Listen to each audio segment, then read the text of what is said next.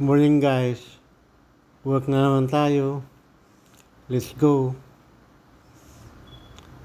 Ito guys talaga naman walang tigil ang pag-work natin. Kasi kailangan natin ito para sa ganun ay para sa ating pamilya. Magandang umaga po sa lahat, sa kapwa ko OFW o mga Pilipino sa buong mundo kung saan man kayo naroon ngayon.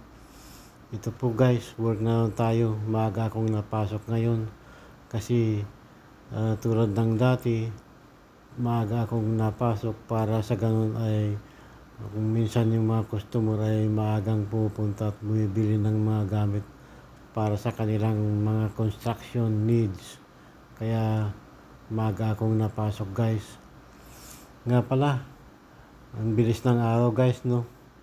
Malapit ng Pasko. Next month, Pasko na. December na.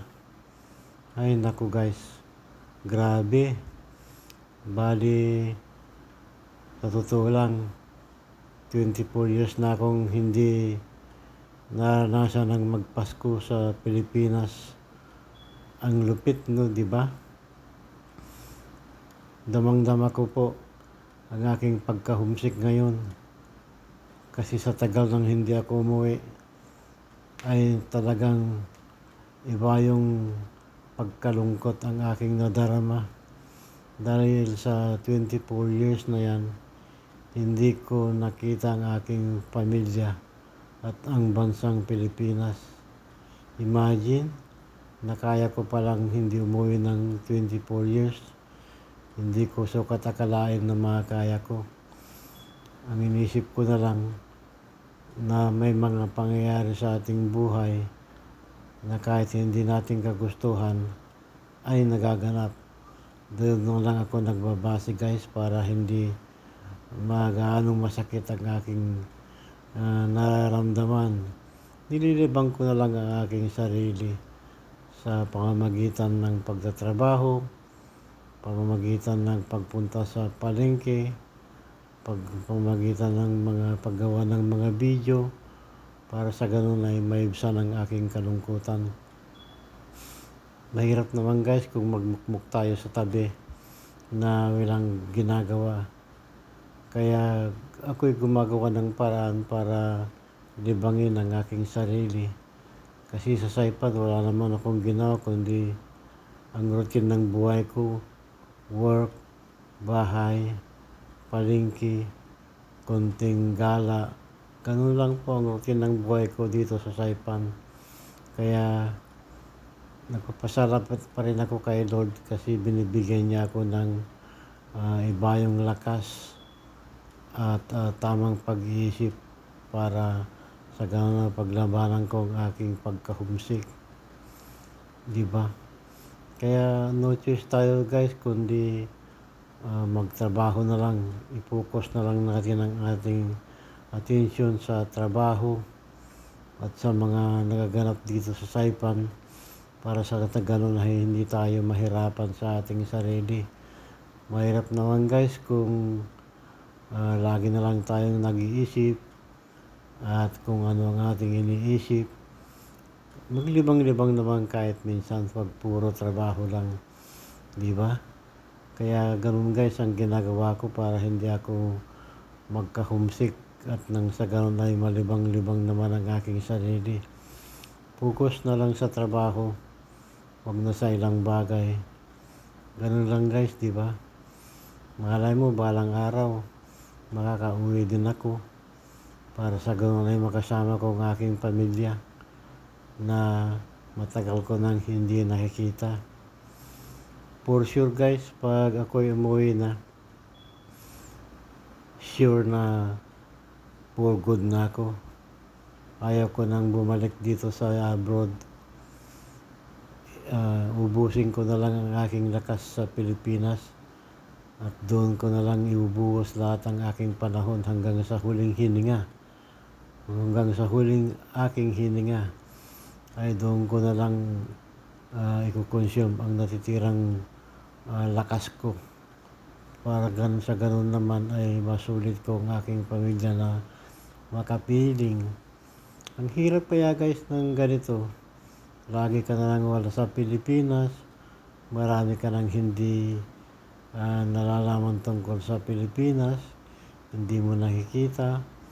Oo nga, mayroong Messenger, may Facebook. Tama yun, nakikita mo sa pamagitan ng video call. Pero iba pa rin yung personal mong nakikita guys. Kaya maganda ang masilayan mo rin minsan ang iyong bansang iyong sinilangan. Sa ganon ay hindi ka mahuli sa balita. Kalain mo, ang aking apo na si Akiya, ano na siya, mag-8 o 9 years na. Hindi ko pa nakikita. Nakikita ko lang siya sa pamamagitan ng video call. Gano'n lang po. How I miss yung mga aking pamilya, ang aking mga anak, at ang aking apo na hindi ko pa nakikita buhat nung ipinanganak. Kaya ako'y positive na balang araw ay makikita ko rin silang lahat. Hopefully guys. At saka ngayon, focus muna ako sa aking trabaho at nang makaipon ng konti para sa ganun pag uwi ko mayroon akong pangpuhunan sa buhay. Dahil mahirap namang asahan yung mga anak ko na alagaan nila ako pagtanda ko. Siyempre, may darating ang panahon na magkaroon din sila ng kanilang pamilya at ako na lang ang wala. So, ibig sabihin, hindi ko sila inaasahan na mag-aaluga sa akin. Bahala na ako sa buhay ko. Kaya ko naman eh. May lakas pa naman ako. At halimbawa may ipon ako, hindi karoon ako ng konting pagkakitaan, kasama na rin ang aking pensyon. Malaking bagay na yon. Hindi ko sila dapat asahan kasi mahirap na di ba? Mahirap umasa sa isang bagay na hindi mo inaasahan. Hopefully guys, ganun talaga ang buhay. Parang parang life, ika nga. Kung minsan nasa itaas ka, kung minsan nasa ibabaw ka. Kaya wala tayong choice kundi tanggapin ang katotohanan at ang mga nangyayari sa ating buhay. Tanggapin natin kung ano man yun. At kung kaya natin, hanggat kaya natin ay pagandahin natin ang ating sariling kalagayan. Yan ang importante at alagaan din natin number 1 ang ating kalusugan dahil yan ang ating puhunan sa pagtatrabaho, ang mabuting kalusugan. Yung malayo sa sakit ba at karamdaman, sa ganun ay tuloy-tuloy ang ating trabaho hanggang sa tayo ay magretiro. Sa bagay, malapit na rin ako mag-retire guys. Naghihintay na lang ako ng panahon. Sa time na yun, pag may retirement na ako, okay na, uwi na ako for good. Hindi ko nahintayin na dito pa ako maubusan ng hininga. Kailangan maumuwi muna ako sa ganun na makasama ko ang aking pamilya. Di ba? So, tama ko, mali guys. Yun ang talagang plano ko. Ang habang may lakas pa, uwi na ako para makapiling ko naman ang aking family. Sa ganun ay wala nang hiwalayan. Doon na lang ako for good. Para sa ganun ay go happy na lang. Happy ang lahat na magkakasama ang buong pamilya, di ba?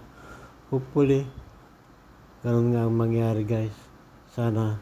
Thank you for watching guys. Follow na lang niyo ako at subscribe.